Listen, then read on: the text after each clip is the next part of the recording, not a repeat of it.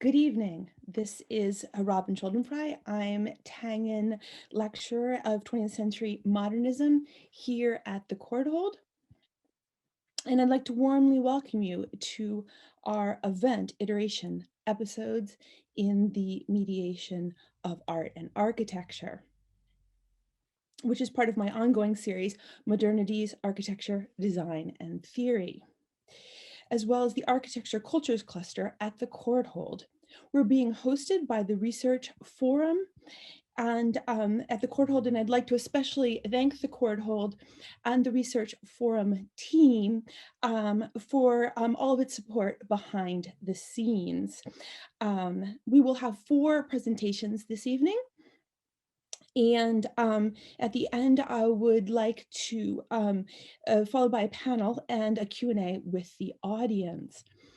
After my short introduction and presentation, we'll hear from Peter Seeley, who is Assistant Professor at the Daniels Faculty of Architecture at the University of Toronto, Zeynep Chilek-Alexander, who is Associate Professor in the Department of Art History and Archaeology at Columbia in New York, and Kathleen James Chakrabarty, Professor of Art History, University College, Dublin in Ireland. Following our presentations, our discussion will be moderated by Peter Christensen, Associate Professor of Art History at the University of Rochester. This new book, Iteration, Episodes in the Mediation of Art and Architecture, argues that the concept of iteration has been a central, though not forcefully articulated question in the creative processes of art, architectural, and design practice throughout history. It asks how a focus on iteration might further our understanding of a work by training our attention to this term as a mode and an outcome alike, and through this investigative process, highlight and ascribe new significance to iterative works. The volume considers the ways in which multiple stages, phases, and periods in artistic or design process have served a work's coming into being with a focus on the meaning and uses of iteration. It explores the ways of theorizing ideas surrounding various objects and whether they are the original, the unfinished, or the interim object, or the reproduction, vis-a-vis antecedents and successive exemplars.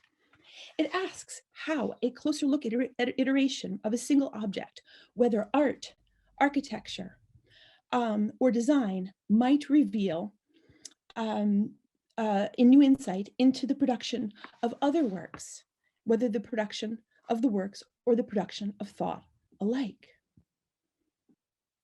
In examining the iterative process in close detail, it will reveal them to be, in turns, useful creative tools, productive interim steps, and results or side turns in history.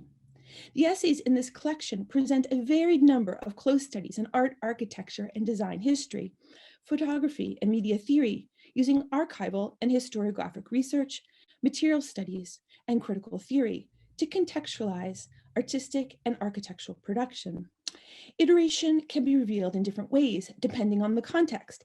It can uncover iterative junctures that are, in turn, productive for thinking about wider, connecting issues such as displacement, gender, materiality, or infrastructures of information.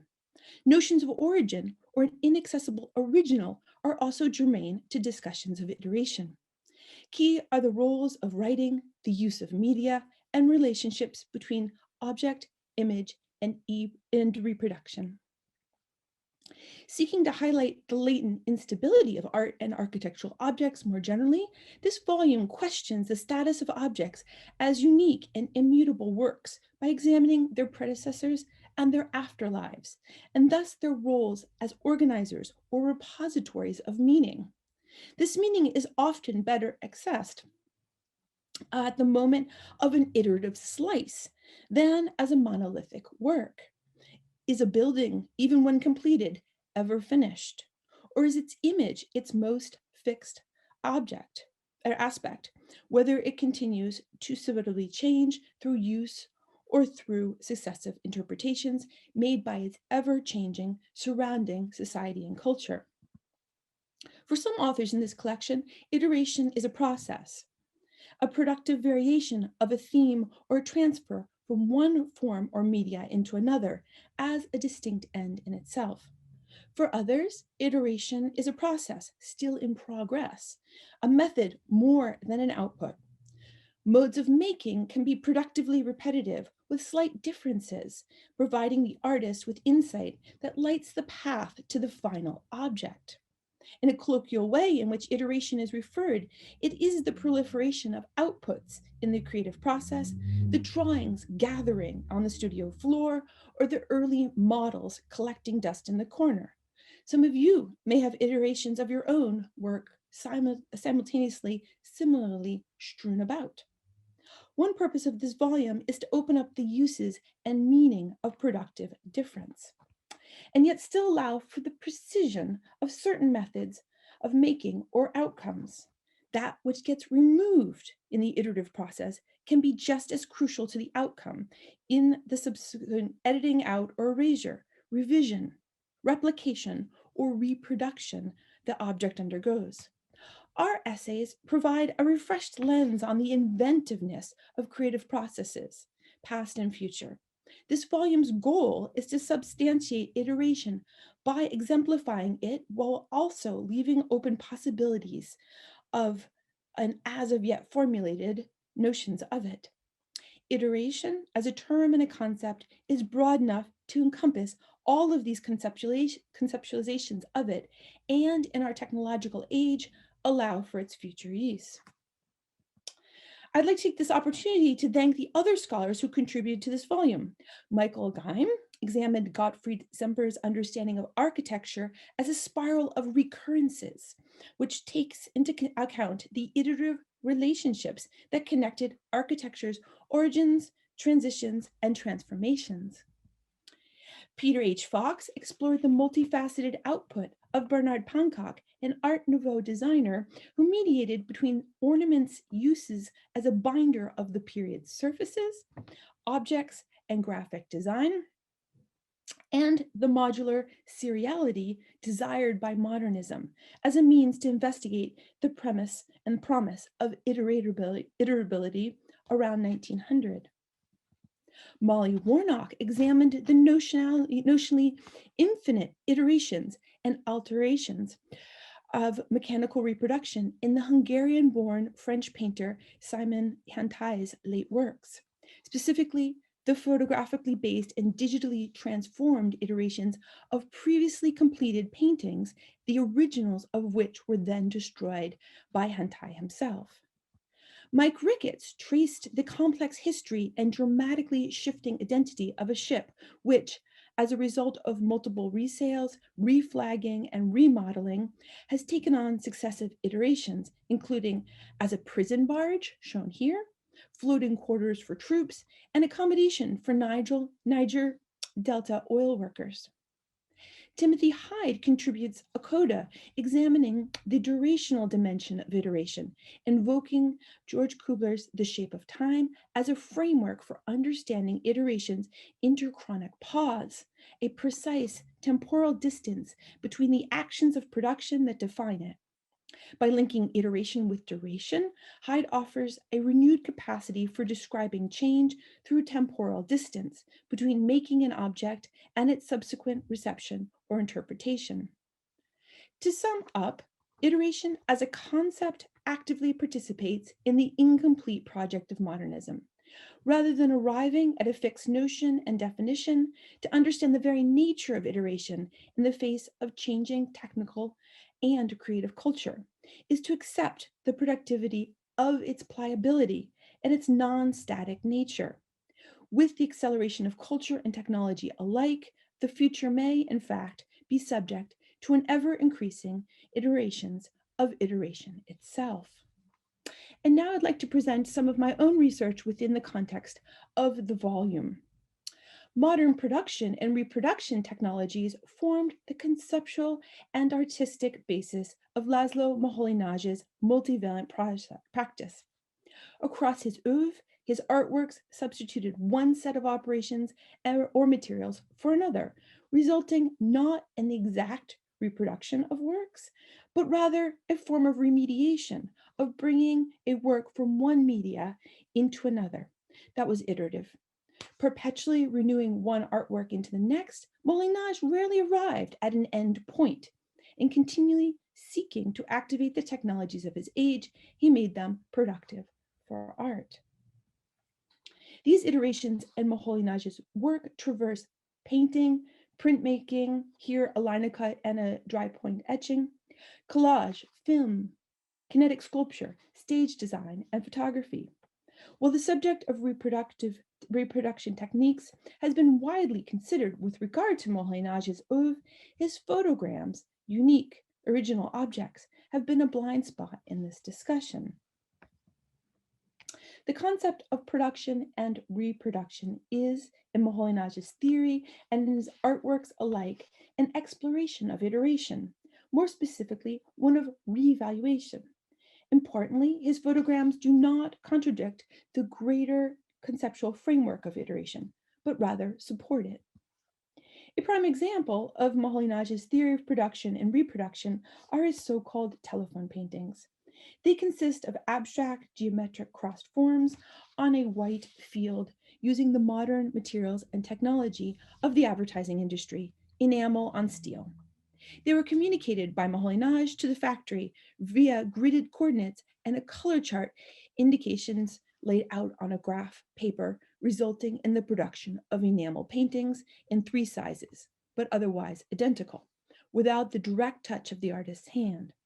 Infinitely iterative, they could be, theoretically, ordered in a range of sizes, abstract motifs, and colors over the phone to a manufactory. The artwork's reproductive meaning lies not only in their multiple sizes, but in the fact that their core concept is the idea of reproduction itself. Their reproducibility and the productive use of technology makes them among the most conceptually compelling of Molinage's works. The painting's reproducibility might be said to allow them to gain greater aura, in Walter Benjamin's terms, not diminish it. As opposed to a mass-produced print representing the loss of aura in comparison to an original painting, which are Benjamin's examples, Molinage has added complexity to Benjamin's famous formulation, quote, "That which withers in the age of mechanical reproduction is the aura of the work of art," end quote. By having a factory produce the 3 paintings, he makes that reproductive process a central premise of the works. The paintings gain aura because their modes of production is their core concept, giving them meaning while situating them in the quote-unquote here and now of their age, the factory. With the 3 paintings, and with the potential for an infinite number, there's no loss in aura because there's no so-called original. There are only 3 iterations of each other. Moreover, the telephone paintings are usually thought of for the fact that they could be produced merely via the technical apparatus of the telephone, even if he did not actually do so, from artist to factory, so that the artist's hand is absent in their creation, replaced by the productive artistic use of communication technology and industrial manufacturing. But more significant about Molinage's ideas in this instance is the way in which these works and others across his oeuvre are not just infinitely reproducible, they are iterable. That is, both the process and the content engage with notions of reproduction in an iterative capacity. Here we might understand iteration as related to the articulation of an organizing idea or modulation of an artwork, for example, across media shown here. As such, each subsequent work is connected to the earlier or simultaneous version, but crucially can stand alone as an artwork in its own right, rather than a copy or derivation. In considering Molinage, the process of iteration is better identified using his term, revaluation, a transformation occurring as one artwork arises from another work, resulting in a disparate yet connected new work. Often, this was as much a conceptual change as it was a physical change. Molinage's experimentations with reproductive technologies and techniques led to artworks with new values and new meanings, a direct result of processes of iteration. Molinage's light prop for an electric stage provides a good example of the productive iteration of an artwork. First intended as a stage lighting device, it projected various effects depending on its sighting and the box in which it was sometimes encased in, the rear panel of which could be removed. It later became a freestanding work, a kinetic sculpture that projected light onto the walls. He used it as a basis to create compelling artistic photographs, and it was also the subject of his abstract film, Light Play, Black, White, Gray. Moholy-Nagy's photographs are even more iterable. He printed them at various scales and in positive and negative. A photogram, however, offers a sole print, a unique object, one that is not immediately reproducible, nor at first glance iterative. Its earliest practitioners often used it as a documentary medium, as a means to capture a slice of nature, especially plant life. Here is an example from Bertha Gunther, who taught Moholy-Nagy the technique, which was already well known by the 1890s. To make a photogram, objects are placed directly on light-sensitive paper, which is then exposed to light and fixed in a water bath or developed in a darkroom. Where exposed to light, the photosensitive paper turns dark. Where sheltered from exposure by solid objects, it remains white. Translucent objects or short exposures yield an infinite range of tones. Although each photogram is unique, Moholy-Nagy inevitably made several at one time, subtly moving or changing the objects of the paper on the paper as it was exposed to light, or adjusting the exposure time. His photograms, an artistic practice that spanned his entire oeuvre, seem to represent the consummate, unique, non-reproducible art object. Their production results in a single print. Because the process didn't involve a photographic negative, the creation of photograms, at least initially, had little possibility for easy reproduction in the manner of standard photography of the period. Reproducibility, however, was a key issue. Because Moholy-Nagy wished to demonstrate his photograms in his own books, magazine articles, including the Bauhaus's own journal and other avant-garde publications, his wife, Lucia Moholy, photographed his photograms, producing glass plate negatives that allowed for multiple prints to be made. Many of these extraordinary, extremely fragile glass plate negatives remain in the collection of the Moholy-Nagy Foundation. From that point, iterations of the once unique photograms, enlargements, and various prints in both positive and negative were put into circulation. Moholy-Nagy exhibited his photograms alongside his paintings and photomontages, displaying them in a manner that was suggestive of and equivalent to his other unique works of art. The small original photograms were enlarged to a size and status suitable for exhibitions, thereby reaching an audience at a scale comfortable for viewing and interspersed with his paintings. And here you can see his A19 in the back there, and you can see the photograms on either side of it at the same size. He reversed also some of these photogram enlargements, showing them as quote unquote positive prints, which you can see in the image here on the back next to his famous moon face. They could be displayed only because these formerly unique works could be reproduced via the intervention of a camera and the production of a glass plate negative, two standard elements of photography that Moholy-Nagy had purposefully circumvented in the original creation of the photograms. Moholy-Nagy also made positive direct contact prints from the photograms without a glass negative. He exhibited the original photogram and its print as an opposing pair. There are at least 33 of them, either side by side or above one another, calling the pairings of the works a revaluation. Moholy-Nagy's pairs are iterative precisely because of this process of revaluation, of revaluing again. The second photogram of the pair is a related but renewed iteration of the first. The uniqueness of a photogram was never an essential question for Moholy-Nagy. He makes no mention in all of his extensive body of writing of the status of the photogram as a unique artwork. He is, firstly, interested in its formation as a photographic record of direct light on form, without the apparatus of the camera. and then in its productive circulation. This is made possible through techniques of reproduction, but not in a way that privileges the quote unquote original photogram. Following Benjamin's canonical essay on the art and the age of its technological reproducibility, the photogram begins its life as a unique erratic work of art, no more reproducible than a painting. Yet shortly thereafter, it is made reproducible. As it is enlarged or reversed from dark to light, it takes on a variety of different forms from the original.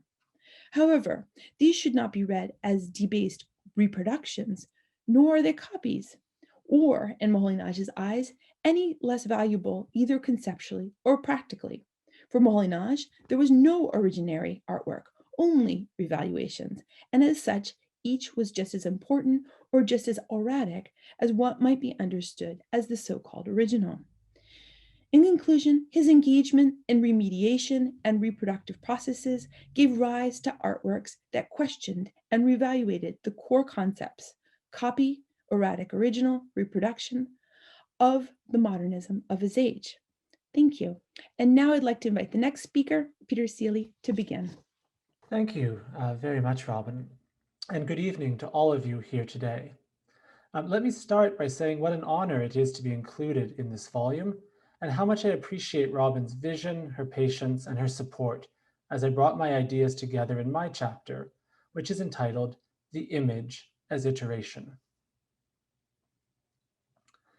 In today's highly mediated visual landscape, physical buildings often appear only as fleeting iterations in a shifting sea of representations.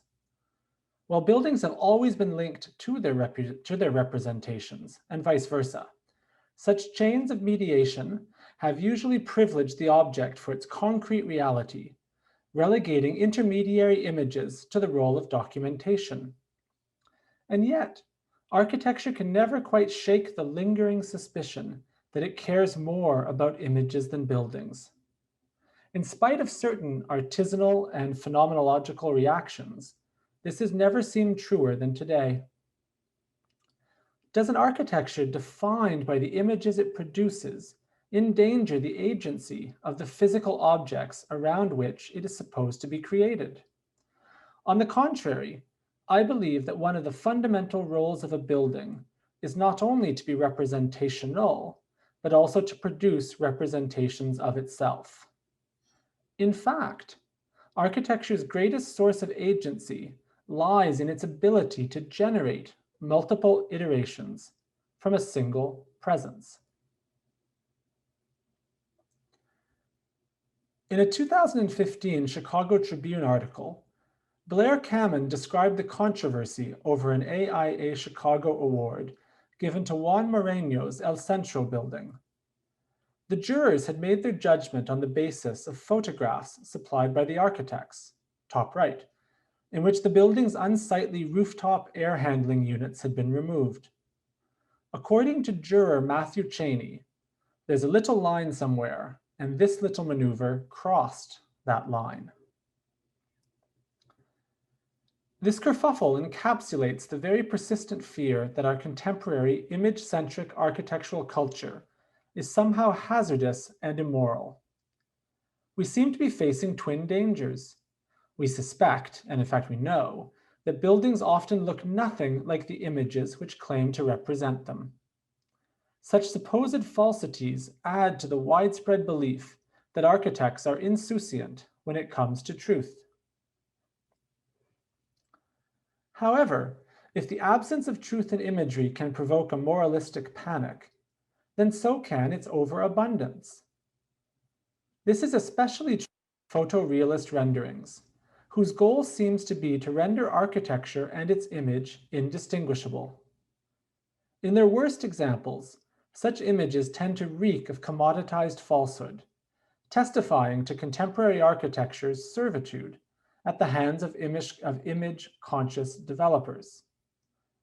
Even at their most convincing, digital renderings confuse reality and representation in a hybridized virtual sphere of perception, bordering upon the uncanny. If a digital rendering fixes a building permanently, And if the physical building is therefore only a single iteration of its rendering, then this relationship is indeed an impoverishment of architecture's world-making potential. However, if an image becomes one of many possibilities brought into circulation by a building, then such renderings, however disappointing or troubling we may find them, only amplify the project's power. Given all the layers of contingency at play in the production of a building, perhaps it is only fair to accept the architectural object as an iterative moment in the lengthy design process. Such an attitude would acknowledge that it is productive for the architect to edit his or her work, thereby producing new and potent iterations. In the case of El Centro, the rooftop ventilation units were far larger than the architect had expected, and screening them proved to be too expensive. To be generous, we might recast Frank Lloyd Wright's famous aphorism to read, "The physician can bury his mistakes, but the architect can only advise his client to use Photoshop."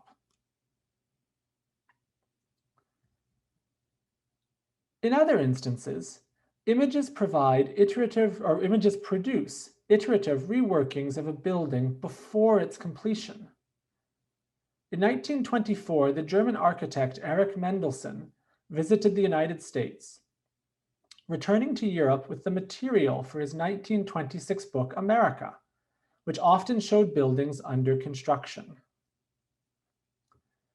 A representative page juxtaposes photographs of two incomplete skyscrapers. The lower one shows the upper reaches of Raymond Hood's Chicago Tribune Tower, taken prior to the application of its neo-Gothic cladding. This image makes clear the architectural potential contained within the structural, quote-unquote, truth visible in the tower's skeleton. The spread's upper image offers its own iterative commentary upon Hood's design.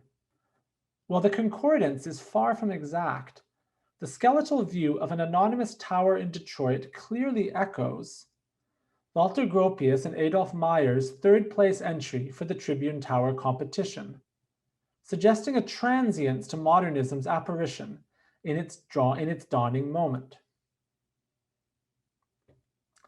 One could read America negatively, as a measure of architecture's inadequacy as an avant-garde medium. Another way of looking at Mendelssohn's monograph, I would argue, is to consider the way in which it reveals the multiple iterations latent within any building project. Mendelssohn photographed buildings before they were finished in order to reveal a glimpse of their potential as different, more modern iterations of themselves. America materializes, at the level of discourse, a possibility that did not yet exist, neither as an aesthetic ideal in the United States, nor as an economic fact in Europe. Seen thusly, it provides a clear refutation of the notion that architecture is somehow too slow. If Mendelssohn's America demonstrates how new architectural iterations can be produced from extant buildings, Diller Scafidio's 2002 Blur building reveals the power of images to shape our experience of architecture. The Blur building existed in two iterations, on and off. When it functioned as it was intended, an amorphous mist enveloped the pavilion, partially if not wholly dissolving the building into an unstructured atmospheric field. However, when the nozzles were closed, a very different structure appeared, one almost completely absent from its best-known images. This mechanical assemblage was obviously a necessary condition of the blur. The latter effect could not have been achieved without the contribution of the former. But to truly achieve the intention of its design, that is to say, for architectural form to wholly dematerialize into an iterative set of appearances, the lake's help was needed. Only on certain foggy days could the gangways, platforms, and other structures be entirely subsumed into the diaphanous cloud. Through the mediation of obscuring atmosphere, a pure world of the image was created. These images of the cloud were so tantalizing that, when coupled with the mnemonic of the competition rendering, they caused people to overlook the structure that was visible on most occasions. The blur building dematerialized its physical being into a pure architecture of image. Another direction in architecture goes even further, presenting not architecture, but rather only its multitudinous possibility. In 1991, the Swiss architects Helmut Zimmermann proposed a submission with the artist Remy Zog for the Deutsches Architecture Museum's Berlin Morgen exhibition. By surrounding Berlin's Tiergarten with 4 new buildings, they proposed to restructure the park as the geometric center of a newly reunified Berlin, although quite a Western center for the city. A photo collage produced by the designers uses a photograph to depict this act of insertion. The collage deliberately abstains from any significant architectonic communication. Neither the building's materiality nor their facade treatments are explained. In their accompanying text, Herzog and Zimmermann and Remy Zog make a provocative statement. The form of the building is not given by its designers, nor by the economic and technical specialists who guide their work. Instead, it is that which the observer gives the building. This privileging of subjective interpretation is exactly what the photomontage does. As long as the observer accepts their shape and geometric position within the city, he or she can project an endless series of iterative appearances upon their blank forms.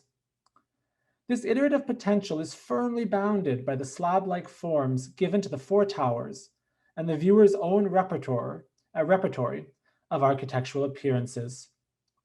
And yet it is precisely the proposed tower's massive size which renders them useful for the generation of iterative possibilities.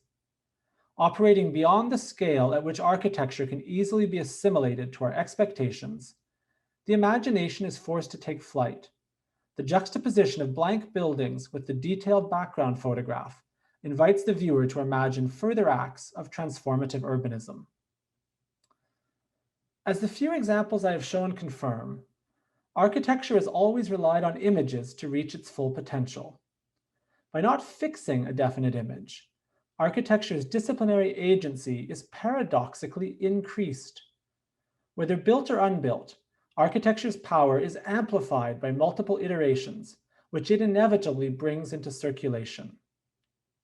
The single material presence of a building is not endangered by the massive representations produced in the course of its conception, construction, and dissemination.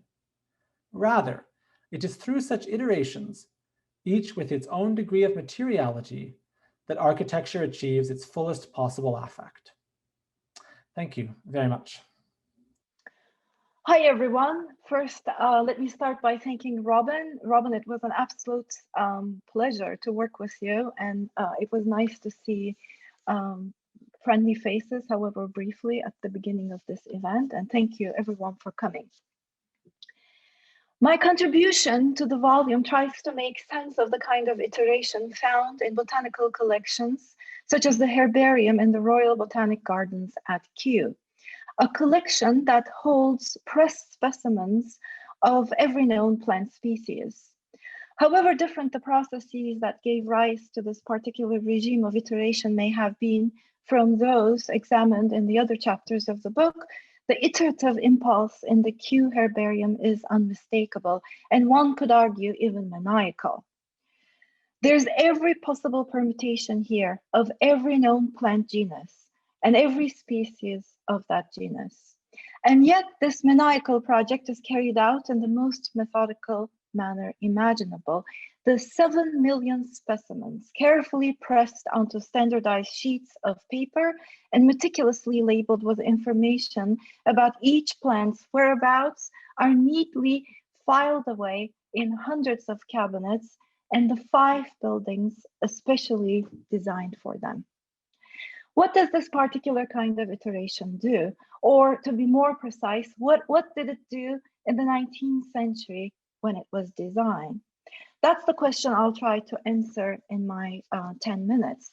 My argument in the chapter in the book, and also in the book that I'm trying to write at the moment, is this. Like other 19th century storehouses of information, which I should add, I see as precursors to our contemporary regimes of big data, the Kew herbarium summoned a new kind of power by spatializing information in novel ways. Proto-databases like Kew offered a unique solution to a problem of governing inherent in modern capital, especially in its laissez-faire versions. How to create value out of nothing and control the distribution of this value from a distance. Let me explain. Herbaria before the 18th century almost always assumed the form of bound books. It was Linnaeus, the inventor of modern taxonomy, who first designed a cabinet to accommodate loose herbarium sheets so that new species could be added or taken out as needed. But it wasn't until Linnaeus's cabinet was repeated at a massive scale at institutions like Kew that botany came to acquire the kind of power I'm talking about. The Kew herbarium structured information such that it was portable yet stable, interchangeable yet infinitely expandable. This meant that it could be mobilized as effectively in the margins of a network as in the center. While the herbarium sheets could move, the information that they contained remained reliably constant, and one might say immune to potential changes in the system. Even when the system did not work, and it frequently did not, breaking down the information into discrete, standardized, and interchangeable units and placing them in a modular, flexible, and expandable architecture performed a magic of sorts. It turns out that by virtue of organizing and reorganizing these units within the database, one could create value out of labor and capital elsewhere. I have time to give you only one example here. The case of cinchona, a plant that had strategic importance in the 19th century because its bark was used to manufacture the anti-malarial drug quinine. In the 1850s, a British geographer by the name of Clements Robert Markham spearheaded the so-called cinchona scheme on behalf of the Secretary of State for India to transfer the plant from Peru, where Jesuits had first discovered its indigenous use in the 17th century, to India.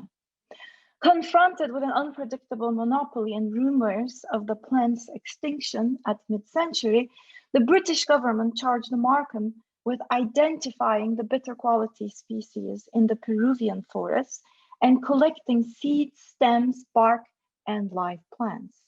Markham found the plants, shipped them off to sites where they were cultivated in greenhouses before they were transferred to cinchona plantations in India. As a result, by the 1880s, there was a robust exchange market in London fueled by Indian cinchona. By the turn of the 20th century, cinchona plantations took up 6,000 acres of the Indian countryside. What was the role of Kew in all this? First, the Kew complex served as a clearinghouse of sorts for the project. The plants shipped by Markham from Peru arrived in England in August 1860 and were propagated in forcing houses in Kew before being shipped off to India. Second, Kew provided expertise, not only before Markham embarked upon his project of biopiracy in Peru, but also afterward, by providing him in India with seeds, plants, equipment, and know-how to ensure the success of British cinchona plantations. Most relevant here, however, Kew's regime of iteration provided an information environment in which elements were designed to be cross-referenced in an unprecedented manner. Linnaeus in the 18th century was focused on morphology for the purposes of identifying a new species and giving it a name. But by the time that the Kew herbarium was consolidated at mid-19th century, it was just as important to know where a plant grew as what it was. That is, to know the geography of a species, as Alexander von Humboldt had called it. To make the argument that Cinchona from Peru, on your left here, would do well in India, that's Indian Cinchona on your right, one had to check the data about the former, longitude, altitude, soil conditions, elevation from sea level, average temperature, humidity, etc., against the data of the latter. It was for this reason that geographical information needed to be collected along with the botanical. This is how botanists at Kew made a case for a particular species for Cinchona in India. If, as Markham noted, Peruvian Cinchona grew at 10 degrees north following the almost semicircular curve of the Andean Mountains and over an elevation of 2,500 feet above the sea, it made sense to grow it not just anywhere in India, but in the Nilgiri Mountains to the south of the subcontinent. Kew matched other kinds of information as well, information that connected the expert botanist with the inexpert entrepreneur, a trained gardener and a pest solution that he might solve in a colony, a substance extracted from a plant and the disease that it might cure elsewhere, and so on. In a complex and vast network, the Kew herbarium's iterative regime of information served as a mediator of relationships. In some ways, the Cinchona story was unusual. For most of the 19th century, Kew did this cross-referencing, not officially in the name of the British government, but rather unofficially in the service of private enterprise. If value in a world run according to laissez-faire logic was produced by the unrestricted circulation of goods, Kew's designated role was to eliminate blockages in the system by matching things. In the course of the 19th century, this cross-referencing function proved crucial to the workings of an unstable empire that was scattered across continents and that was repeatedly threatened by the next meltdown in the global market or the next rebellion in a colony. Kew's regime of iteration then was not merely another example of the Enlightenment impulse to collect all knowledge under one roof. Iteration here created an order that performed what I call an alchemy of sorts. It converted, if not base metal, then paperwork into gold. When standardized, structured, and aggregated at a certain scale, information that had otherwise no intrinsic value could be monetized or weaponized, even from a distance. Without the shuffling and reshuffling of herbarium sheets at Kew, the few seeds and plants that Markham stole from Peru would not have turned into a lucrative exchange market in London or to thousands of acres of plantations in India. Kew's regime of iteration then helped create value out of nothing, but also control the distribution of that value from afar. What this history might say about current regimes of data is a question that I'll have to save for another time. Many thanks for listening. Good evening, and thanks to Robin, and thank you for the audience for being patient for so long in this kind of event. It seems a long ways from Edinburgh, where the speakers were all together in one room and had a really engaging time together. In my contribution to this book, I examined two aspects of iteration in relationship to the work of Sonia Delaunay.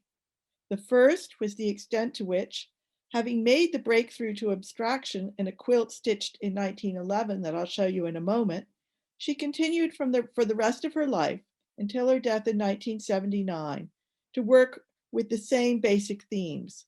Although early in her career, as you see on the left in this, on the right in this representation of a celebrated Paris dance hall, some representational elements often remained. The second is the degree to which she executed these themes across different media, including quilting, clothing, and textile designs, as well as paintings on canvas, watercolors, and prints, and even the decoration, as you will also see later, of automobiles. Nowhere is this bringing of art into life more complex than in the costumes she stitched to wear to the dance hall she then painted with figures dressed as she herself was in ways that reference her painting techniques. Color in motion was the subject of her paintings and brought to life in her own costume designs. She progressed from making her own dresses in which to go out dancing to making the costumes in which others danced as well. Of course, as designing the fabric out of which Codriano's costume was made, the backdrop she also designed in front of which Codriano is dancing. Art historians have tended to take paintings on canvas, along with works of paper on paper, more seriously than they have contributions to the decorative arts.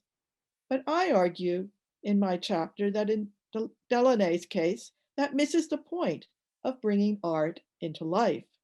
In many ways, costumes like this were fulfillment of her goal, which she described as creating, and I quote, a more vibrant reality.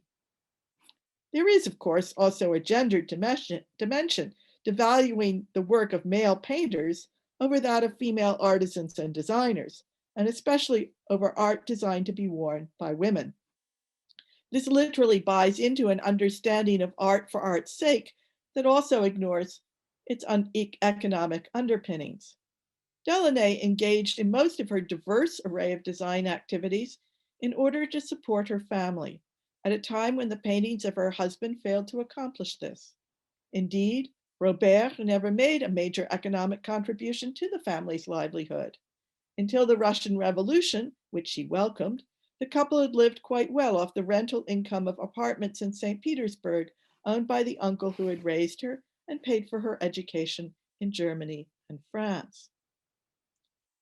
We should also not confuse Delaunay, who's the figure in the right of the upper photograph, her move into textiles and clothing design with the popularization of her approach to painting on canvas. She designed luxury goods that appealed to only a small subset of those who could afford them. Her clothing, much of it stitched by Russian emigre women, was worn by French and American film stars, including Gloria Swanson.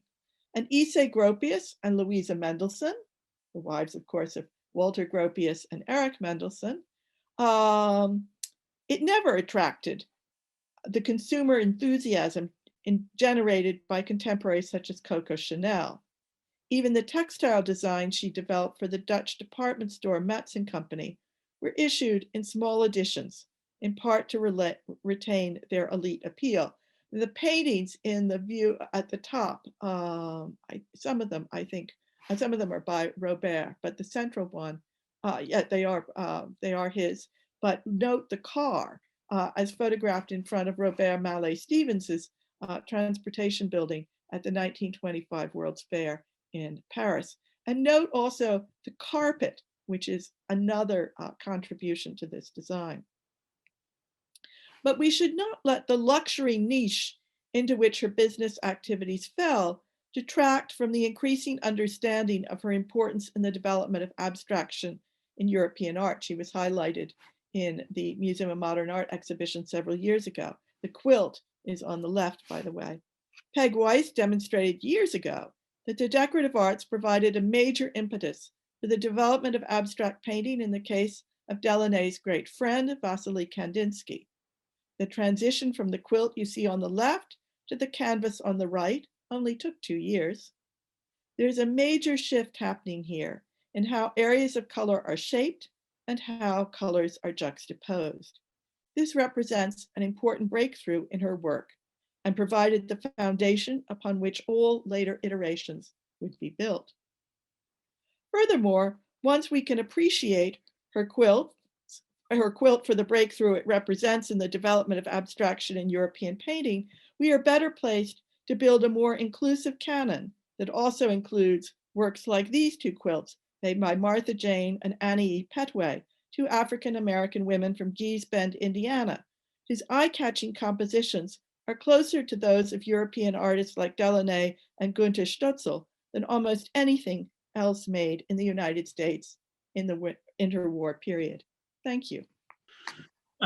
Thank you, Kathleen. And thank you, everyone. It is a real pleasure to be, let me actually, before I say a few comments, remind everyone of the comment in the chat currently, which is to say that if you have questions or comments, please type them there and we will get to them in our last 20 minutes or so of this gathering. So it is a pleasure to be here with friends and esteemed colleagues and to kick off the discussion of this superb edited volume on the theme of iteration. I want to thank Robin for getting me a copy, and I read it voraciously over the last few days, and it's very exciting to talk about it with some of the authors. One thing that struck me after reading this volume was the extent to which we really may have taken the complexity and the intransigency of iteration for granted up until now. So Robin, I think you have fulfilled that common adage of addressing a lacuna in the historiography, which everyone always says they're doing, very, very well. I'd like to indulge a few of my own questions and musings to get us started, and then we'll open it up to the audience. I'll begin by asking a very large question about the individuation of iteration that 3 of the 4 of you articulate in your papers. The discussion of Moholy-Nagy and Delaunay both squarely look at iteration as a solitary artistic process, where the iteration is a step in a formal visual experiment that not only uses, but relies on multiple media for its realization. So photograms and enamel paint in the case of Moholy-Nagy, and textiles and industrial design for Delaunay. And if you disagree with my interpretation, please tell me I'm wrong. And yet in both cases, we have the extraordinary parallel of an intimate interlocutor who happens to be a famous artist's spouse, who may or may not factor into the nature of that iterative practice. So we know that Sybil is taking photos of Laszlo's work, and to what extent is that an iteration? And then are we talking about a kind of group iteration or still a kind of solitary iteration? In Peter's case, although not about a particular individual, we are introduced to the individuated decisions of architects and architectural historians who reiterate and willfully misrepresent the works of photographers to coalesce a point, or in the case of El Centro, to win a prize. And Zeynep's discussion of iteration disperses iterative agency onto the user of the Kew herbarium. So not the work of architecture itself, showing how the building, much like an Excel spreadsheet, is merely the framework for the data entry and interpretation of an anonymous class of botanists and colonial administrators who manifest an infinitely renewable iteration of colonial/botanical power knowledge within the building database. So if the former 3, or in the former 3, the ability to iterate is articulated as an expressly individual activity, even as we are aware of the intimate human forces acting on those iterations, be it a spouse or a photographer or the architect of a building in a photograph. It is from the individual alone that an iteration of something can emerge, which reminds me of the linguistic meaning of iteration, as in to speak. No 2 voices will ever sound the same, no matter if they try to synchronize. So Zeynep's example is different in that it conceives of this iteration as a kind of chorus, polyharmonic, multivalent, and indivisible. So this is a productive tension in this book, I think, one that offers us different ways to conceptualize iteration as monophonic or polyphonic, or I might argue artistic versus cultural. What this boils down to is a refreshing way to think about authorship, actually, and perhaps to locate where these authors place the distinction between authorship in art, authorship in architecture, and authorship in design. Does the iteration function as a kind of equivalent to the fingerprint, an imprimatur of a solitary mind and hand? Or does it function, as Barthes might suggest in Death of the Author, as the diffuse manifestation of many?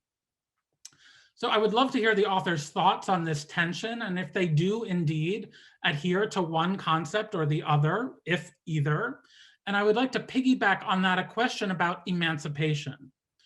If we are to advocate for the importance of art, architecture, and design, as I am sure we all do as scholars and educators, what way of framing iteration is most emancipatory?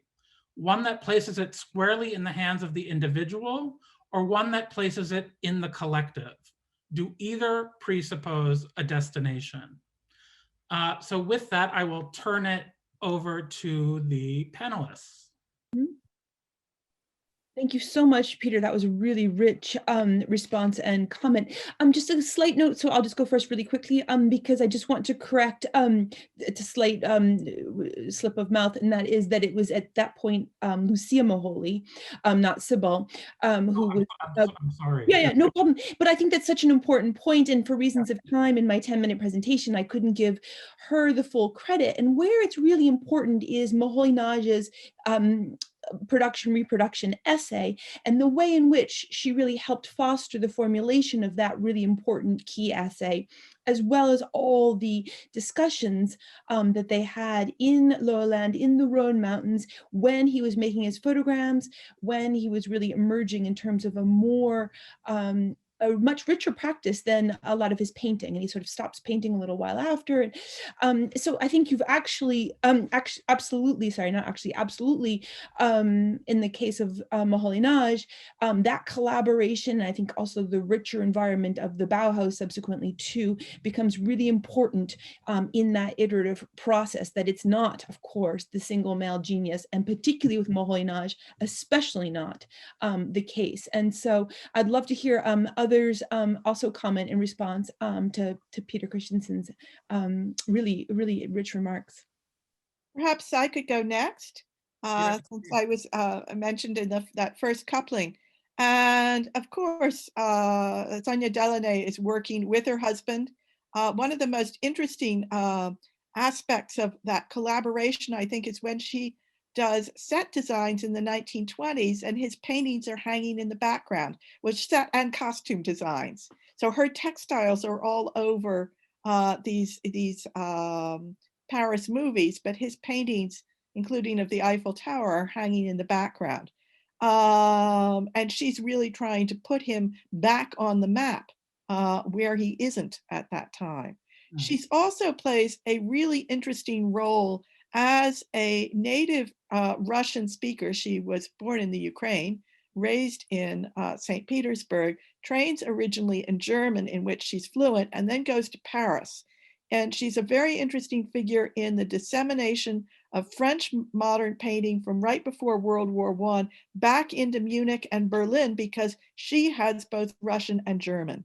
So she's in contact with Kandinsky, and she is helping to organize the exhibitions of both of them and others as well at the Storm Gallery in Berlin. So she is she's operating in a collaborative world. Set designs for ballet, costume designs for Ballet Russe. Her husband did the sets for that same production of Cleopatra. But he has gotten, until the last few years, where there've been a spate of exhibitions on her around the United States and Europe, she was really a footnote to his work. So I wanted to go the opposite direction, shall we say. But she is definitely operating in a collaborative world that involves her husband, other kinds of makers, and other major artists and art entrepreneurs, in which she's providing important connective tissue. Mm-hmm. Thank you, Kathleen. Peter or Zeynep, do you want to comment on that question of individuation versus collective making of iterations? I mean, I could jump in. I agree that the kind of iteration I talk about is very different from the other kinds discussed in the book. It makes me a little self-conscious, actually. But your questions about authorship and the emancipatory potential of these different kinds of iteration is a very interesting one. So you're absolutely right that in the case of Q, these herbarium sheets are very much the result of a collective empiricism. That is not to say that there is no sign of authorship in them. As a matter of fact, in botany, whoever gets to call the species is kind of known as the author of that species. And as a matter of fact, when you look closely at many of these Latin binomial nomenclatures, you will see the name of the namer at the end of the, or somewhere in the binomial nomenclature. Furthermore, these are very much artifacts of the kind that everybody else discussed, albeit of a different nature, where some of the practices of making are collectivized. So, I mean, I agree. It's nice to have that kind of difference between the iteration and the herbarium versus iteration as practiced by artists. But as for the emancipatory potential, that is also a very good question. If anything, Q is a good example of how collectivizing the iteration process doesn't necessarily create an emancipatory result. Having said, I mean, this is a terrible, terrible history of imperialism, and there's no other way of saying it. And furthermore, I think, I mean, this is the bigger argument in my book that I'm trying to sharpen. I think these practices of gathering data and these iterative practices, you could say, are always already imperial in some way. Having said that, it's not as if these scientists who were, you know, making the herbarium sheets, reading the herbarium sheets, which, by the way, requires a great deal of judgment. It's explicitly talked about with that, you know, third critique, judgment kind of thing that we associate with aesthetics.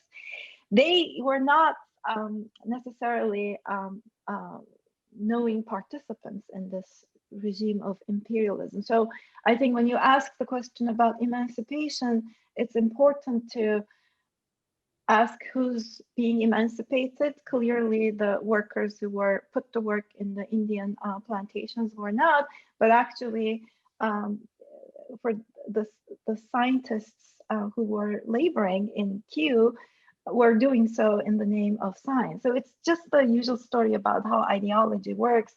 So I think it's important to ask who it is that is being emancipated here. Yeah, if anybody, really. Peter, do you want to? I will just extremely quickly say, because you gave such a great summary, I was interested in gathering examples of architects and others trying to deliberately assert their agency to control things, and actually paradoxically demonstrating the fact that by just necessarily these iterative processes escape the agency or the control of any one person. And the more deliberately you try to assert it, the more it actually slips away from you. Mm-hmm. Yeah. Okay, let's turn it over to the audience in the little time that we have left. I'm gonna actually read a question from Christina Crawford. And the question reads, I'm curious whether users post-design interventions, whether in terms of program or physical change to the original architectural iteration, also figure here. Once the building is out of the architect's hands, can it continue to iterate? So to my question, can the users then too be considered authors if we define iteration capaciously enough? And Peter, maybe while I have you here, I'll use your example as the perfect one, right, of the HVAC equipment on the roof. It sounds like the architects thought that they didn't need to be bothered with that, and then it wound up becoming a huge problem. So someone along the way decided what HVAC equipment was going there. Someone photographed it. Someone decided to Photoshop that HVAC equipment out.